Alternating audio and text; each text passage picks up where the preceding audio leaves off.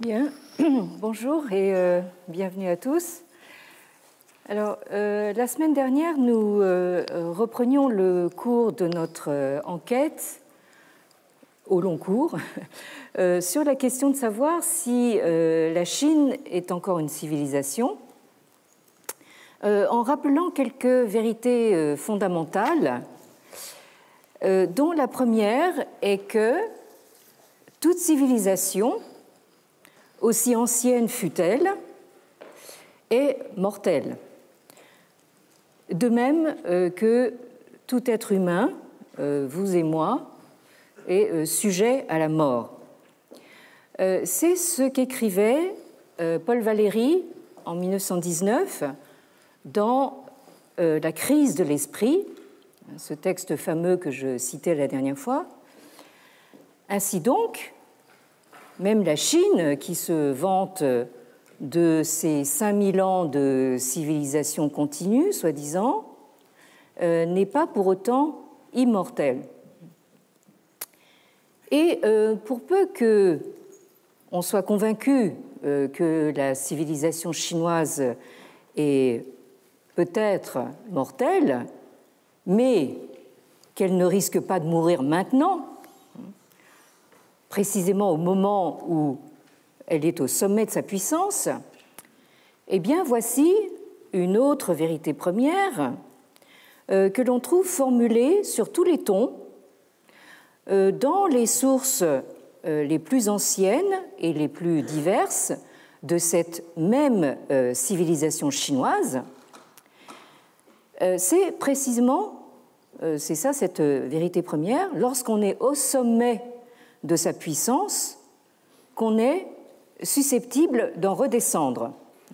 Et c'est donc ce qui est exprimé dans ce chapitre 16 du Laozi, que vous avez eu un peu le temps de regarder, de vous remettre en mémoire, de relire, de méditer. Alors, je rappelle ces deux vers que j'ai surlignés en jaune.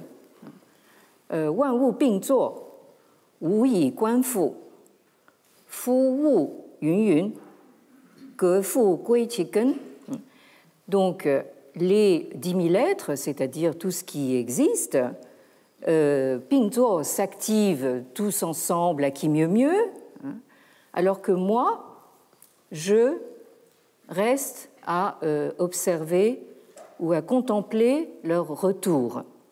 C'est-à-dire, donc, le sage, c'est celui qui se met à l'écart, en retrait de la foule, les foules sentimentales, et qui observe donc ce processus naturel et inéluctable du retour. C'est-à-dire que, en fait, quand vous avez l'impression de progresser, d'aller de l'avant, en réalité, vous êtes déjà en train d'être dans cette boucle du retour. Et le verset suivant vous dit « Car tout être qui s'applique à proliférer à qui mieux mieux, en fait, chacun de ces êtres fait retour à sa racine. » Alors donc ça, ce thème du fou, c'est-à-dire donc du retour, c'est quelque chose de très important dans le Laozi, et vous verrez que le discours officiel actuel en fait un autre usage. Alors, des avertissements répétés se trouvent donc dans cette littérature chinoise ancienne contre la tentation de ce que les Grecs appelaient hubris, qui se traduit le plus souvent par la notion de démesure. Alors, l'hubris désigne un comportement ou un sentiment en général violent qui est inspiré par des passions, en particulier l'orgueil et l'arrogance. Mais l'hubris désigne également cet excès de pouvoir et ce vertige qu'engendre un succès trop continu. C'est-à-dire au bout d'un moment où vous gagnez tout le temps, vous êtes tout le temps en position de victoire, de conquête, eh bien vous vous enhardissez et vous imaginez que vous êtes devenu invincible. Et c'est justement ce vertige qui vous prend, c'est cette hubris qui vous prend au moment où vous êtes ivre de puissance, qui entraîne mécaniquement ce que les Grecs appelaient la némésis ou la destruction, l'anéantissement, autrement dit le contraire de ce que vous étiez en train de faire. Et donc les Grecs, dans leur sagesse, opposaient à l'hubris la tempérance et la modération, qui est avant tout connaissance de soi et de ses limites. Et c'est en quoi les Grecs ici rejoignent un peu nos braves Confucéens. Alors, dans la Chine ancienne, l'une des illustrations les plus frappantes et les plus originales de l'hubris se trouve dans le livre des mutations, en chinois le Yi Jing.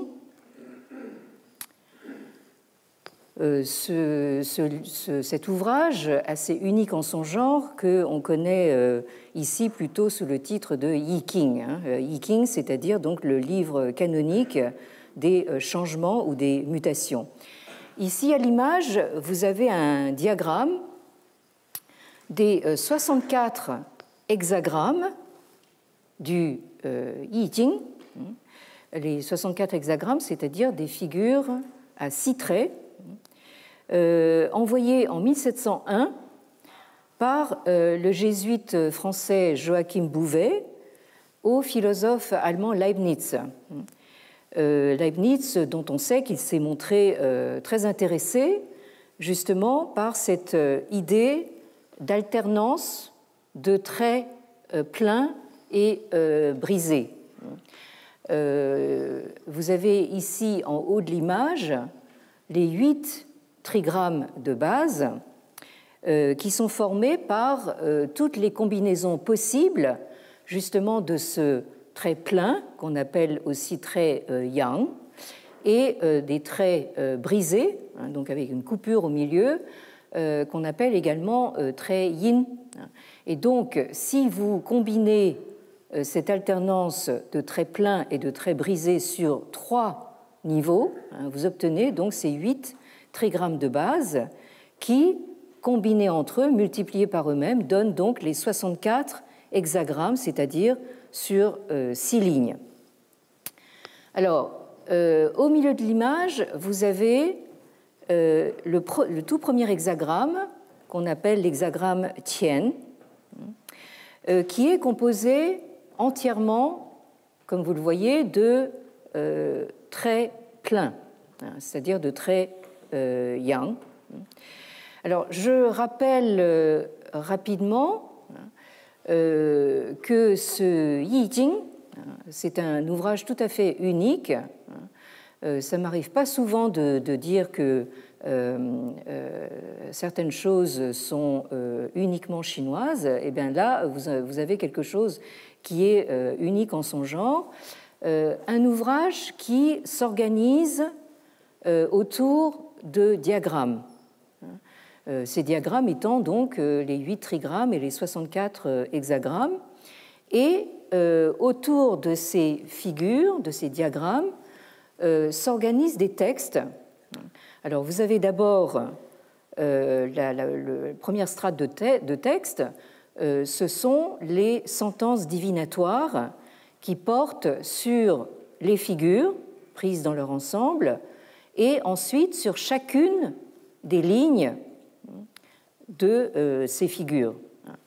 Et la lecture de ces lignes, donc 6 lignes pour les hexagrammes, se fait à partir du bas, c'est-à-dire on commence par le bas et on remonte petit à petit.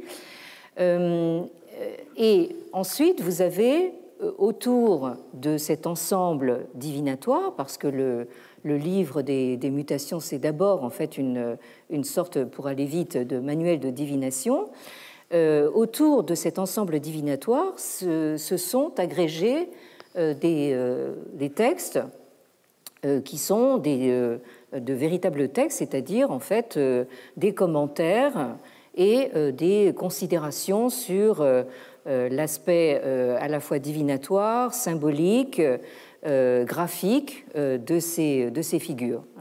Et on peut dire que dans toute la tradition intellectuelle chinoise, je ne dis pas qu'elle a duré 5000 ans, je dis qu'elle a plus de 2000 ans d'histoire. Dans toute cette tradition intellectuelle chinoise, tout ce qui a compté dans cette tradition, c'est-à-dire tous les grands penseurs, se sont tous penchés, ils se sont tous intéressés au livre des mutations. Vous n'en avez pas un qui ne soit pas allé de son commentaire sur cet ouvrage. Alors, donc, je reviens à mon premier hexagramme, qui est donc composé de 6 lignes qui sont toutes yang. Yang qui correspond donc au chiffre 9 auquel il est fait référence dans les sentences divinatoires. Le chiffre 6 étant associé au yin, c'est-à-dire donc au trait brisé. Alors je signale que l'hexagramme Tien, premier hexagramme, est immédiatement suivi de son opposé, c'est-à-dire l'hexagramme Kun, qui est composé, lui, uniquement de traits brisés, c'est-à-dire de traits yin. Vous remarquez quand même, c'est le yang qui vient en premier. Bon.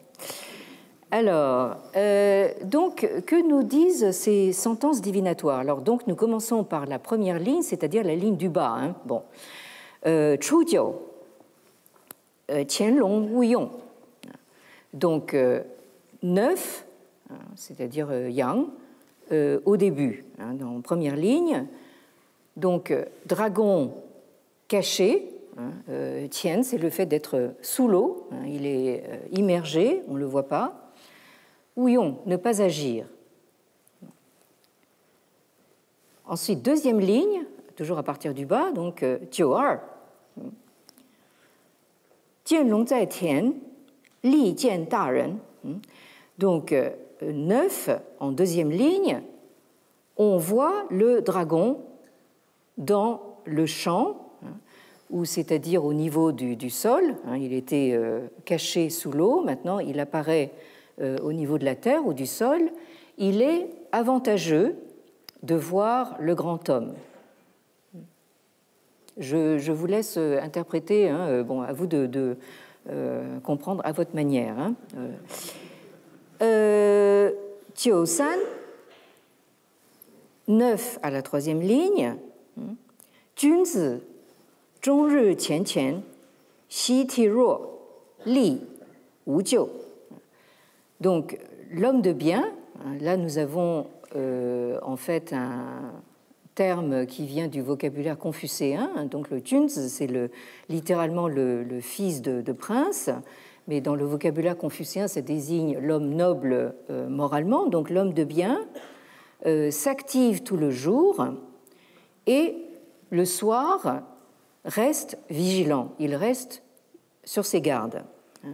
Li, danger, mais wu jiu, pas de faute, c'est-à-dire pas de motif de blâme. Jiu si, huo yue zai yuan, wu jiu. Donc 9 en quatrième ligne.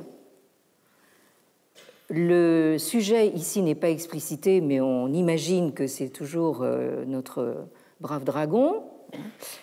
Il s'élance dans les profondeurs, pas de faute, pas de motif de blâme.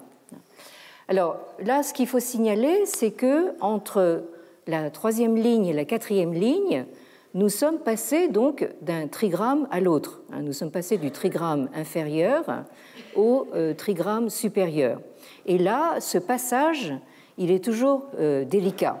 C'est pour ça que vous avez en troisième ligne, on vous signale, il faut rester sur ses gardes parce qu'il y a danger même s'il n'y a pas de faute. Et en quatrième ligne, on voit le dragon qui s'élance. On l'avait vu immerger, on l'a vu pointer son nez, et là maintenant, ça y est, il se lance en quatrième ligne, et il n'y a toujours pas de faute. Jiu, donc 9 en cinquième ligne, Fei long zai tian, li jian da ren. Donc le dragon, cette fois, vole dans le ciel, il est en plein vol dans le ciel, il est avantageux de voir le grand homme. Shangjiu, ligne d'en haut, la ligne supérieure, toujours 9. Kanglong you hui, dragon orgueilleux, c'est-à-dire dragon dans l'hubris. You hui aura à son repentir. Donc, vous avez une terminologie ici divinatoire, vous avez certains termes qui reviennent. Par exemple, le li qui veut dire profitable, avantageux. L'autre li qui s'écrit autrement et qui veut dire le danger. Vous avez la formule récurrente aussi de wujiu, c'est-à-dire donc attention, mais pour l'instant ça va, il n'y a pas de faute. Et vous avez aussi le terme hui, qui là est un avertissement très fort, c'est-à-dire là vraiment vous allez vous en mordre les doigts, vous allez le regretter. Et enfin, vous avez le yongjiu, qui est en fait une sentence qui ne concerne justement que cet hexagramme tian, il ne concerne pas les autres hexagrammes. Il vous dit ceci, Tian Qun Long Wu Shou Ji. Donc l'usage de ce yang, de ces traits pleins, c'est que la conclusion, c'est que on voit une bande, une foule de dragons sans tête. Et là, c'est Ji, c'est faste. Autrement dit, là, vous avez dans la dernière ligne, la ligne supérieure de cette figure tienne, qui évoque justement l'ascension irrésistible d'un dragon. La dernière ligne qui est un avertissement tout à fait formel et la formule de conclusion qui vous dit qu'au fond, il vaut mieux que le dragon perde sa tête. C'est là que ça redevient faste. Donc, vous avez on en reste sur cette image d'une foule de dragons décapités. Je vous laisse méditer ça. Et enfin, rappelez-vous cette magnifique leçon, on pourrait dire géopolitique, du chapitre 61 du Lao Tzu que nous lisions la dernière fois. Alors j'emploie le mot géopolitique parce qu'il s'est trouvé que j'ai passé mon samedi dernier à ces rencontres capitales qui se passaient sous la coupole de l'Académie, où j'étais dans un panel de géopoliticiens qui évidemment se soucient beaucoup de l'avenir du monde et en particulier l'avenir de la Chine. Et donc là, je me venge un peu parce que, évidemment, moi, j'étais la seule à ne pas être géopoliticienne et j'ai passé toute ma séance à m'en excuser. Mais enfin, bon, donc maintenant, je me venge puisque maintenant, c'est moi qui ai la parole. Et donc, je vous rappelle ces deux lignes du chapitre 61 du Lao Tzu, donc, qui commencent ainsi. Donc, Da Guo Zhe Xia Liu, Tian Xia Zhe Jiao, Tian Xia Zhe Pin. Donc, ce qui fait un grand pays, c'est qu'il se tient au plus bas, là où converge l'eau, les cours d'eau, là où se rencontre le Tianxia, c'est-à-dire tout ce qui est sous le ciel, le monde entier, là où se trouve le féminin, le principe femelle. Retenez ça. Hein. Et ce chapitre 61 se termine ainsi, donc « Fu liang zhe, ge de qi suo yu, da zhe yi wei xia ». Donc, vous avez dans le corps de ce chapitre 61 donc une considération sur les grands pays qui ont tout intérêt à se laisser conquérir par des petits pays, et les petits pays qui ont eux aussi intérêt en fait à se gagner les grands pays. Donc la dernière phrase, je la résumais de manière assez prosaïque la dernière fois en disant c'est un arrangement win-win, hein, donc gagnant-gagnant. Hein. Donc les deux, les grands pays et les petits pays, hein, ils trouvent chacun donc ce qu'ils désirent, hein, ils trouvent chacun leur intérêt, mais c'est aux grands pays de se mettre plus bas que les autres. Et si vous vous souvenez, j'ajoutais jeudi dernier ce commentaire un peu ironique, je disais « à bon entendeur, salut ». Eh bien, figurez-vous qu'il a été entendu ce message. Il s'est produit une espèce de miracle. Le message a été entendu par nul autre que le président Xi Jinping, qui a déclaré pas plus tard que lundi dernier à l'ASEAN. L'ASEAN, c'est l'Association of Southeast Asian Nations, c'est-à-dire l'association des nations de l'Asie du Sud-Est. Donc lundi dernier, l'ASEAN fêtait les 30 ans de la participation de la Chine à cette association. Et à cette occasion, donc, le président Xi Jinping a déclaré ceci : la Chine s'oppose résolument à l'hégémonisme et à la politique de puissance. Elle souhaite maintenir des relations amicales avec ses voisins et cultiver avec eux une paix durable dans la région. Elle ne cherchera absolument pas à exercer de domination et encore moins d'intimidation sur ses voisins plus petits. Bon, alors c'est proprement incroyable. Quand j'ai vu ça, je me suis dit c'est comme si le président citait tout simplement ce passage du Lao Tzu. Alors, certes, ces propos sont très rassurants venant du grand dragon chinois, hein, donc pas forcément celui du I Ching, mais pourquoi pas, mais sont des propos qui risquent de ne pas vraiment convaincre les petits voisins en question. Alors, vous avez la Malaisie, le Vietnam, les Philippines, et j'en passe, qui se font tous les jours en fait rembarrer, hein, intimidés par les frégates chinoises qui patrouillent en mer de Chine et qui revendiquent la possession de ce qu'on appelle les cailloux, hein, c'est-à-dire ces petites îles inhabitées que sont les îles Spratlys ou les îles Paracel. Hein. De fait, la déclaration très, rassurante du président Xi Jinping s'est heurtée immédiatement à la protestation véhémente des Philippines qui venaient tout juste enfin, de se faire rembarrer précisément par ces frégates chinoises. Et c'est intéressant de faire comme j'ai fait, c'est-à-dire d'aller au Vietnam et recueillir l'avis des Vietnamiens sur la question, hein, qui ne sont pas franchement rassurés par ces envolées rhétoriques. Mais alors, toujours est-il que ce qu'il faut retenir dans le processus décrit dans le Lao Tzu, c'est-à-dire c'est précisément quand on atteint le sommet de sa puissance qu'on ne peut que décliner. Ce qui est remarquable, c'est que c'est un processus tout à fait naturel.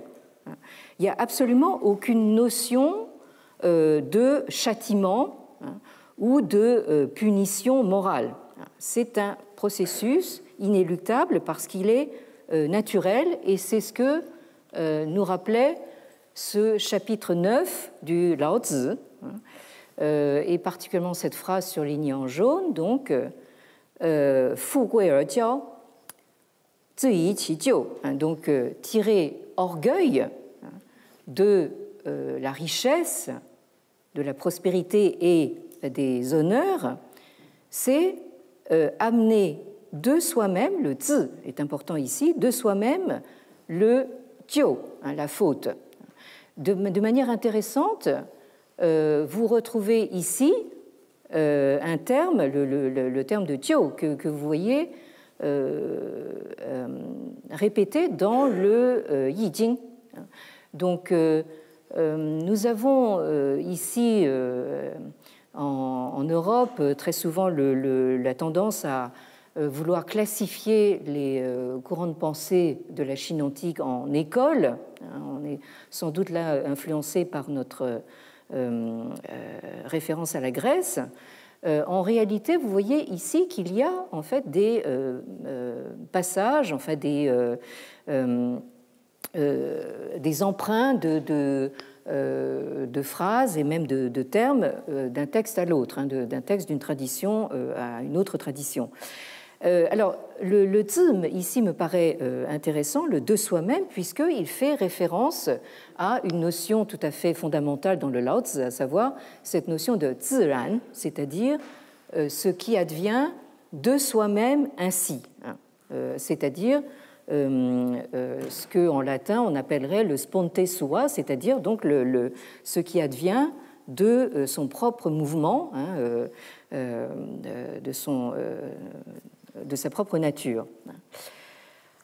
Or, dans la Chine d'aujourd'hui, ce processus naturel, ou on pourrait dire même mécanique, de déclin, se traduit par le phénomène d'involution, ce Neijuan dont nous parlions la dernière fois.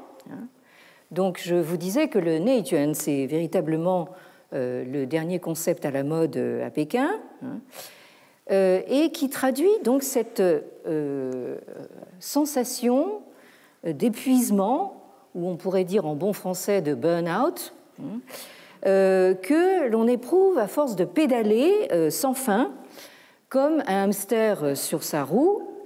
Ça, je vous avoue qu'en tant que professeur au Collège de France, j'ai aussi quelquefois cette impression d'être un hamster qui pédale sans arrêt dans sa roue, sans jamais avancer, bien sûr. Bon. Et surtout sans jamais voir d'aboutissement ou même d'amélioration à sa condition. Et il semblerait que cette sensation d'épuisement ou d'être arrivé à bout de son carburant, c'est ça le burn-out, elle est, semble-t-il, partagée largement en Chine par la génération qui est née dans les années 1980 et 90.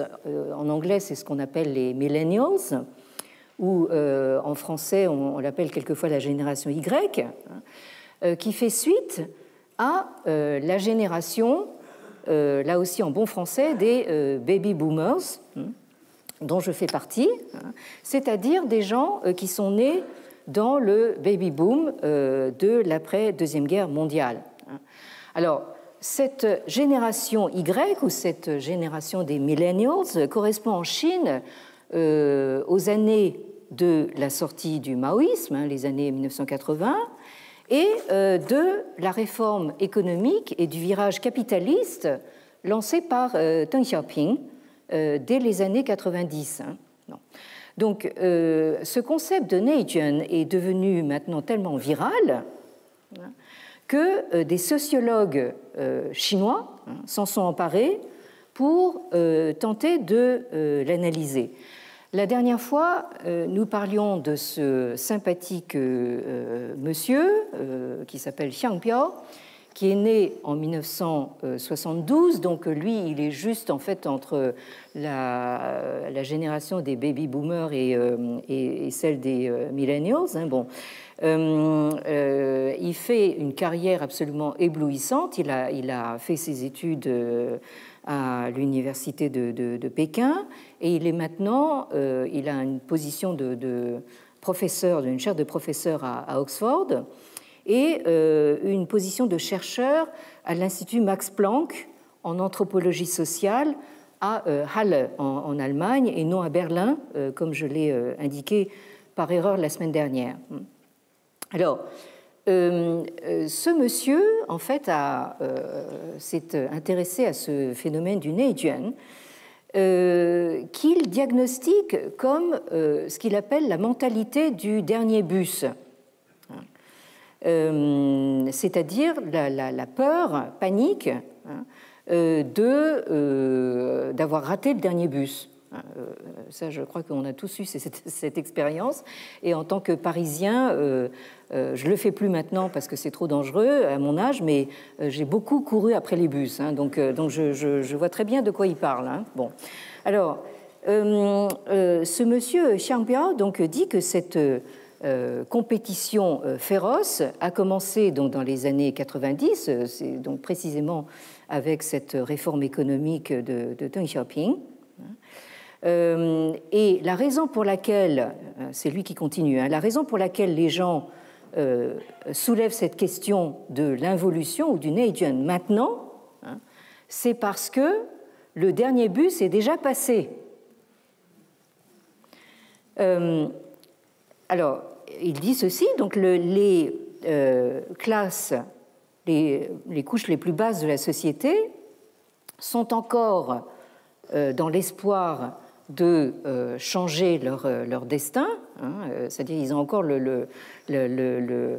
ils y croient encore, enfin en quelque sorte, à pouvoir changer leur destin, mais ce sont en fait les classes moyennes et supérieures qui en fait ont un peu cessé, se sont résignés à ne plus regarder vers le haut, parce qu'ils sont marqués par une crainte profonde de tomber, de décliner. Et en fait, leur crainte la plus grande, c'est peut-être de perdre ce qu'ils ont gagné, ce qu'ils ont déjà. Alors, je ne vais pas faire des rapprochements dangereux, mais enfin, évidemment, c'est un phénomène que nous observons aussi dans nos sociétés capitalistes. D'une certaine manière, des mouvements comme celui des Gilets jaunes traduit aussi cette peur, cette peur de perdre l'acquis et cette peur d'avoir raté le dernier bus. Bon. Alors, ce monsieur Xiang Biao attribue ce phénomène au système capitaliste et donc à la compétition féroce qu'il induit, notamment dans les familles chinoises. Donc, on disait la dernière fois que ces familles chinoises, elles sont comme des hamsters, enfin, qui courent éperdument dans leur cage pour essayer d'assurer l'éducation de leurs enfants quand ils en ont. Et c'est un mécanisme dont M. Xiang Biao dit qu'on ne connaît ni la fin ni la finalité. Et c'est un mécanisme qui présente, selon lui, en Chine, une particularité par rapport aux autres sociétés capitalistes, c'est son homogénéité. Et il dit lui-même qu'un des prérequis les plus importants de ce Neijuan, de cette involution, c'est la non-différenciation. C'est-à-dire que chacun se fixe les mêmes buts, parce qu'autrement, si vous êtes malheureux au travail, vous pourriez imaginer de faire autre chose. Eh bien non, en fait, en Chine, chacun est poussé à suivre le même chemin, à savoir donc toujours gagner plus d'argent, acheter une maison de plus de 100 mètres carrés, avoir une voiture, fonder une famille, etc. Donc la route est très bien balisée, chacun est parfaitement intégré et les gens se battent tous pour la même chose à l'intérieur de ce marché. Et récemment, je retrouvais un collègue de Singapour qui me dit qu'en fait, à Singapour, vous avez exactement le même type de phénomène. Et il me rappelait qu'à Singapour, vous avez les fameux 5 C de Singapour, c'est-à-dire cash, car, credit card, condominium and country club. Donc là, en fait, ça fait même plus de 5 C. C'est bon. Alors donc, cash, donc l'argent, ça c'est fondamental. Sans argent, vous n'existez pas à Singapour. Bon, ni ailleurs d'ailleurs. Car, la voiture, bien sûr, si possible une grosse voiture, une BMW. Hein, bon.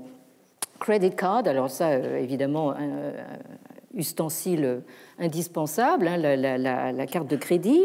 Condominium, alors ça, c'est plus spécifique à Singapour. C'est d'avoir donc là avoir une maison, c'est pratiquement mission impossible à Singapour vu l'étendue du territoire, mais le tout c'est de se retrouver dans un appartement de plus de 100 mètres carrés dans un condominium, hein, c'est-à-dire donc un de ces grands ensembles de luxe, et avoir aussi sa carte du country club, hein, c'est-à-dire donc un club de golf, de choses comme ça. Et ça, je pense que c'est là aussi plus spécifique à Singapour, mais ça gagne aussi la Chine continentale. C'est un héritage, pour le coup, des Britanniques, hein, je pense à Singapour. Bon, donc voilà, donc là, vous avez votre programme et vous n'avez plus qu'à pédaler très fort pour essayer d'atteindre ça. Mais alors, le problème, c'est que vous apercevez que même en pédalant très fort, en vous épuisant, hein, vous n'y arrivez pas. Et à terme, pour un pays comme la Chine, il y a ce danger, hein, dont je parlais la dernière fois, à ne produire que du même. Alors, après, on demande à ce monsieur Xiang Biao si le confucianisme a quelque chose à voir avec ce phénomène d'involution. Alors là, notre sociologue est un petit peu moins sûr de lui. Il répond que la culture confucéenne est sans doute pour quelque chose dans cette tendance au conformisme social, mais le principal facteur est, en l'occurrence, la lutte pour la survie induite par le système capitaliste. Donc là, ce qui est intéressant dans la réponse de Xiang Biao, c'est que ça concerne justement à la fois des territoires comme la Chine populaire, la Chine continentale, mais aussi Singapour, hein, qui lui aussi a voulu se confucianiser, hein, en quelque sorte. Alors, puisque je l'ai sous la main, à propos du bon vieux confucianisme, vous avez un numéro de la revue Histoire qui vient de sortir et qui est consacré donc à l'idéologie Confucius. Je trouve le titre intéressant. C'est pas moi qui l'ai suggéré, même si j'ai participé à ce numéro, mais l'idéologie Confucius, c'est quelque chose justement qui, en Chine et les territoires sinisés, vient se combiner avec l'idéologie et le système capitaliste. Alors, donc, on a bien compris que ce phénomène de burn-out touche principalement une jeune génération, hein, c'est-à-dire donc éventuellement des étudiants, hein, ceux qui sont en bout de cette génération des millennials, mais aussi des jeunes actifs. Et on a vu le rapport qu'il y a entre ce phénomène d'involution de Neijuan avec ce qu'on a appelé la culture Sang, c'est-à-dire la culture de la dépression, hein, de la démotivation, hein, et cet autre mouvement, oui, on peut appeler ça un mouvement, même si justement c'est le refus du mouvement, qui s'appelle Trangping, ça veut dire donc rester couché. Alors, ça, évidemment, ça ne manque pas de choquer quand on est resté sur l'image d'une Chine conquérante, quand on regarde les chiffres de la croissance de l'économie chinoise. Hein, bon, elle est restée longtemps à deux chiffres, ce chiffre de croissance, mais maintenant, bon, il n'est plus qu'à un chiffre, mais quand même, enfin, ça reste assez impressionnant. Et en contraste avec tout ça, vous avez donc une génération qui se revendique du principe de rester couché. Hein, et vous avez même la définition de cette philosophie, hein, que je vous montrais la dernière fois, hein, et qui préconise justement d'arrêter s'échiner au travail, de trimer, de s'échiner à gagner de l'argent, à se faire un sang d'encre, à s'abîmer la santé, et donc de son propre mouvement, zhudong. Donc là, vous avez de nouveau cette notion de zi, c'est-à-dire de sa propre initiative, di yu wang, c'est-à-dire donc rabaisser ou réduire ses désirs et ses aspirations. C'est cette philosophie que revendique donc ce principe de rester couché. Alors, l'idée justement de réduire les désirs et ses aspirations, c'est tout à fait ce que vous lisez dans le Lao Tzu. Dans le Lao Tzu, vous avez cette formule récurrente aussi du Gua Yu, c'est-à-dire donc la sagesse consiste à avoir peu de désirs, parce qu'il est évident que le désir, c'est quelque chose, c'est un carburant très puissant qui est évidemment encouragé, alimenté sans cesse dans notre régime capitaliste et consumériste. Alors évidemment, à l'approche de Noël, on est bien placé pour savoir qu'on active ce carburant à plein bidon. C'est bon. Et naturellement, c'est tout ça, bien sûr, qui cause tous nos soucis, parce qu'évidemment, pour acheter toujours plus, il faut gagner toujours plus, et pour gagner toujours plus, il faut pédaler toujours plus fort. Donc vous avez une espèce de cercle vicieux que je figurais justement sous l'image de cette roue du hamster. Et ici, c'est une image que je vous montrais la dernière fois. Donc, vous avez sous cette rangée de chats couchés, il y en a même un qui s'est mis un sac sur la tête pour ne rien voir, donc pour dormir plus tranquille. Donc, vous avez en dessous la formule donc Xinpu Hezuo Yundong, c'est-à-dire le mouvement, un mouvement nouveau de non-coopération. Et je ne sais pas ce que vous en pensez, mais à mon sens, ça ressemble beaucoup à de la résistance passive. Je n'irai pas jusqu'à dire que ça va jusqu'à la désobéissance civile, parce que ça n'existe pas en Chine, pas encore en tout cas, mais certes, on pourrait dire que c'est de la résistance passive. Alors, je vous montrais la dernière fois cette image qui résume un petit peu justement cette position sang, c'est-à-dire donc sang, ça veut dire être en deuil, c'est-à-dire avoir perdu quelque chose ou quelqu'un du fait de la mort. Et ça désigne plus largement en fait cet état d'esprit dans lequel vous êtes justement quand vous avez perdu un être cher, c'est-à-dire on pourrait dire de dépression, je crois, et de démotivation, démoralisation complète. Vous n'avez plus envie de rien, vous n'avez plus envie de vivre, et donc la position de cet acteur très connu qui s'appelle Goyo, on l'a appelé le Goyo Trang, c'est-à-dire donc d'être affalé comme ça, comme Goyo dans cette série qui date de 1993, où vous voyez quelqu'un qui n'a plus de force, qui n'a plus envie de rien. Et donc ça a généré toute une culture. On parle de la musique sang, c'est-à-dire et du thé sang, tout ça, ce sont des produits de cette culture qui circulent sur les réseaux sociaux en Chine et qui traduisent donc cette sensation de fatigue qui frise la paralysie en fait, et qui est générée par justement trop de travail acharné, à force de vouloir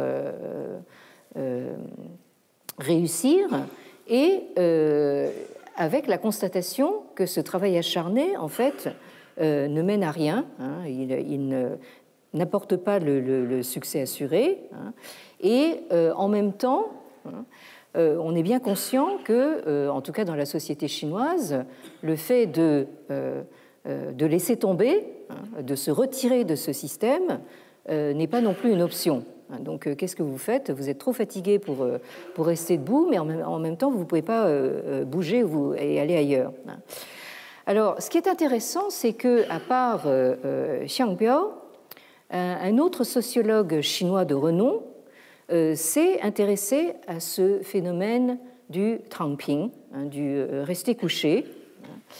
C'est ce monsieur qui s'appelle Sun Liping, qui est né en 1955, donc la même année que moi. Donc il fait partie justement de ce que nous appellerions les baby boomers, mais en fait c'est quelqu'un qui est né peu après donc l'instauration de la République populaire de Chine en 1949. Donc il fait partie de cette génération qui s'est pris en pleine figure donc tous les mouvements du maoïsme et en particulier la révolution culturelle. C'est quelqu'un qui avait 20 ans en 1975. Bien. Alors, ce monsieur, en fait, est un très éminent professeur de sociologie à la très prestigieuse université Tsinghua de Pékin. Et c'est aussi on pourrait dire, un intellectuel public en Chine, comme il y en a très peu, ou comme il en reste très peu en Chine, et qui est connu pour ses prises de position assez libérales, au fond, sur des problèmes politiques et sociétaux. Alors, il est un des rares, justement, intellectuels publics à arriver à s'exprimer encore, même si on l'entend de moins en moins, parce que, comme beaucoup enfin, même la plupart des intellectuels, des jeunes, des étudiants, etc., des universitaires, ils s'expriment par réseaux sociaux interposés. Donc, ils publie en fait des posts sur WeChat qui en fait sont assez suivis parce qu'ils s'expriment dans un langage assez direct et assez clair. Et nous allons voir aujourd'hui un post qu'il a mis sur WeChat en juin 2021, donc c'est tout récent, et qui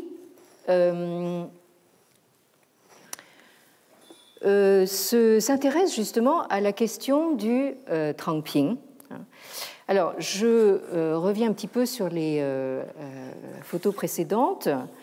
Vous avez une traduction intégrale de ce post due à ce monsieur qui s'appelle David Ownby et qui est un collègue canadien de l'Université de Montréal.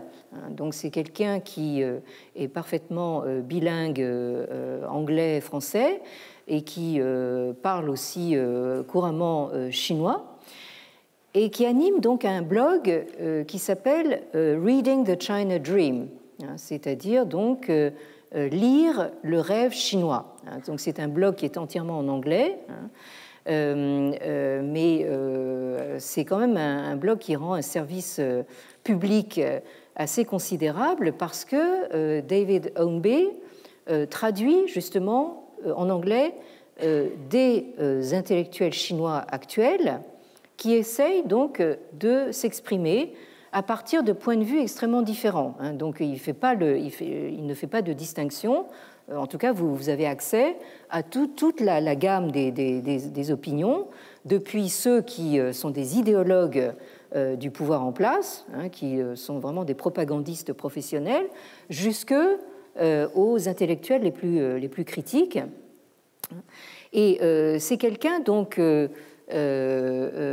vous voyez qu'il fait partie du Centre d'études de l'Asie de l'Est de l'Université de Montréal et que j'ai invité déjà l'année dernière au Collège de France, mais il n'a pas pu venir pour cause de Covid. Donc on va revenir à la charge en juin 2022, donc en juin prochain.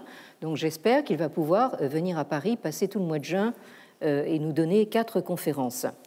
Et c'est aussi quelqu'un à qui j'ai fait appel pour contribuer à ce volume collectif qui est paru il y a quelques mois chez Gallimard, qui s'intitule « Pensée en Chine », où la contribution de David Ownby est une présentation et une traduction d'un texte de cet autre intellectuel chinois public qui s'appelle Qin Hui et qui, lui, est né en 1953. Donc beaucoup de ces intellectuels en vue sont de cette génération, donc des années 50, nés dans les années 50. Alors, je reviens donc à ce poste qui s'intitule donc Tangping, c'est-à-dire donc le phénomène de rester couché ne se limite absolument pas aux couches basses de la société, comme on pourrait le croire. Alors, je vous résume un petit peu le contenu donc, de ce poste. C'est que justement, on pourrait croire que cette mode de rester couché, ça concerne en fait des jeunes urbains un petit peu fatigués, mais en réalité, et ça c'est l'analyse du sociologue Sun Liping, c'est la préoccupation d'une très grande partie de la classe moyenne chinoise, et c'est pour ça que les dirigeants devraient y faire attention. Et cette classe moyenne chinoise, c'est précisément celle qui fait de moins en moins d'enfants et qui est donc, je ne pourrais pas dire elle est responsable, mais elle, en tout cas, elle est la cause de ce déclin démographique extrêmement brutal que vous observez en Chine actuellement et qui peut, comment dire, être préjudiciable à la montée en puissance chinoise. Donc le message de Sun Liping, c'est en gros que le miracle économique chinois n'est peut-être pas durable. Et évidemment, on ne sait pas trop si ce message s'adresse aux dirigeants du parti ou bien aux grands patrons du capitalisme chinois. Mais au fond, finalement, ça importe peu parce que, comme vous savez, certains comme Jack Ma sont à la fois grands patrons capitalistes et membres du parti. Donc, bon, ça ne change pas énormément de se demander si c'est l'un ou si c'est l'autre. En tout cas, voilà, je vous ai reproduit à l'image le tout début donc, de ce poste, parce que comme ça, vous voyez un petit peu le style de ce qui circule sur les réseaux sociaux chinois. Alors, on vous dit donc que récemment, cette mode du rester couché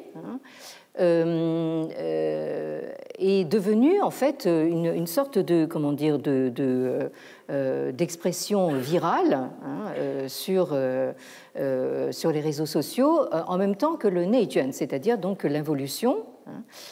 Et là-dessus, il y a des gens donc qui ont composé cette petite comptine populaire, ou quelque chose qui sonne comme une comptine populaire, un miao. Alors je vous lis donc Yi Dengren Pin Die Niang. Les gens de la première catégorie comptent sur papa et maman.二等人拼关系. Donc les gens de la deuxième catégorie comptent sur les guanxi, c'est-à-dire les relations. 三等人拼头脑. Donc les gens de la troisième catégorie, alors là ça va en descendant, c'est le contraire du I Ching, on ne lit pas de bas en haut, on lit de haut en bas. Donc les gens de la troisième catégorie comptent sur leur cerveau, sur leur matière grise. 四等人拼体力. La quatrième catégorie compte sur sa force physique. Donc là, vous avez comment dire, la distinction entre le ciboulot, qui est quand même un peu supérieur au biscotto. Bon, donc, et là, cette dualité, nous allons la retrouver bientôt. Bon, alors, Wu Dengren, Pin Xingming, donc les gens de la cinquième catégorie, en fait, Pin Xingming, ça veut dire littéralement, ils jouent leur vie. C'est-à-dire qu'ils sont vraiment, ils mettent leur santé mentale et physique en danger dans la lutte pour la survie.